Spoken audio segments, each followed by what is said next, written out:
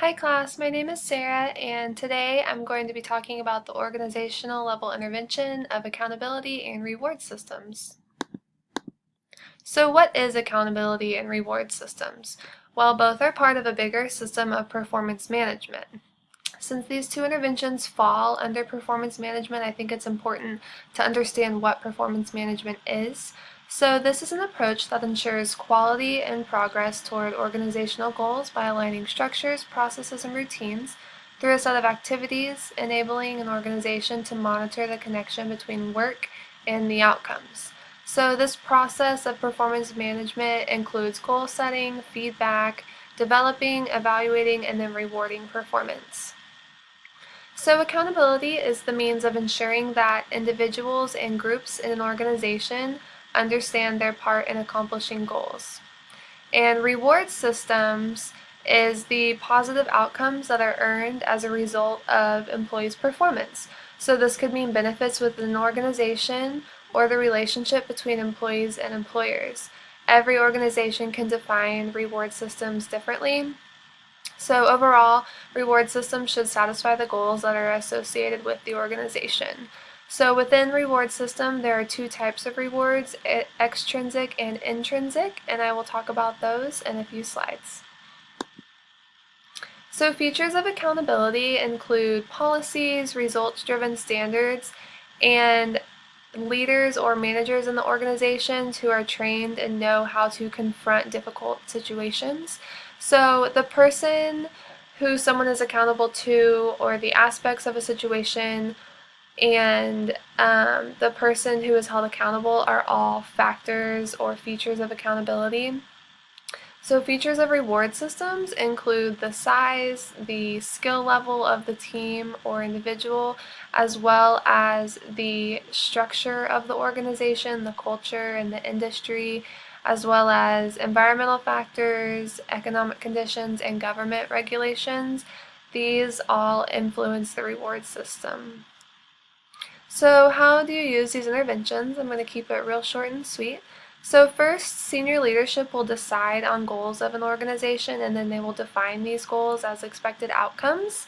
Then they will decide on measures that will be used to monitor the organization performance, and then pass this along and give staff clear expectations about the organization. Then progress will be monitored toward these goals, and appropriate feedback will be given, performance will be assessed, and then employees will be recognized for good performance. So strengths of accountability and reward systems include that they allow for employee growth. So motivated employees, they value structure, and an effective system such as accountability can help an employee reach their full potential. So these interventions also facilitate performance-based conversations. So this intervention of accountability, it really, and reward systems even, forces managers to discuss performance issues or praises with their employees. So weaknesses of these interventions include discouragement. So if this process is not a pleasant experience, if the employee has a bad performance review, it might have the potential to discourage them.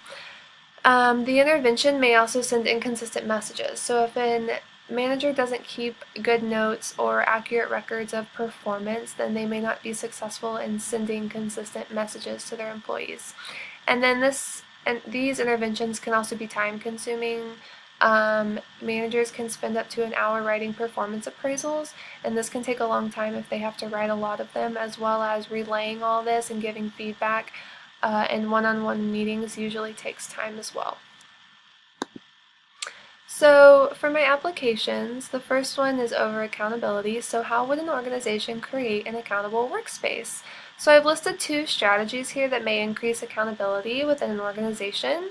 The one I'm really going to talk about is SMART goals. So a great way to adopt accountability in the workplace is to encourage employees to set SMART goals. So these are specific, measurable, achievable, results-oriented, realistic, and time-bound.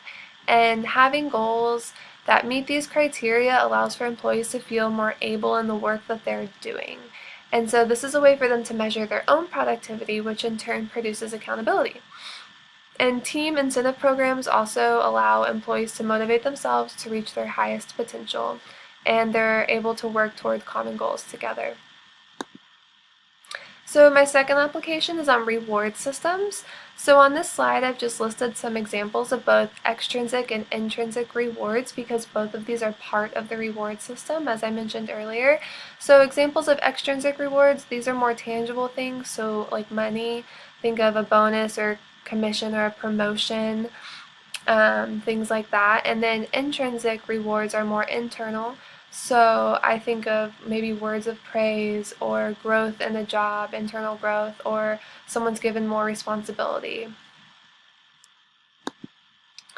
So my last slide, I wanted to see what the research said. So are these interventions effective? If so, what are the effects?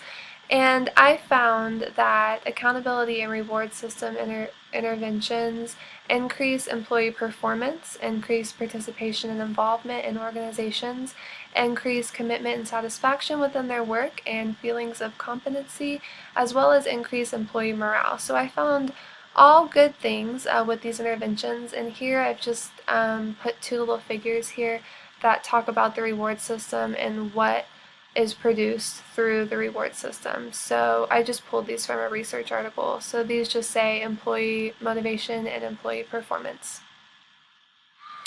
So these are effective interventions.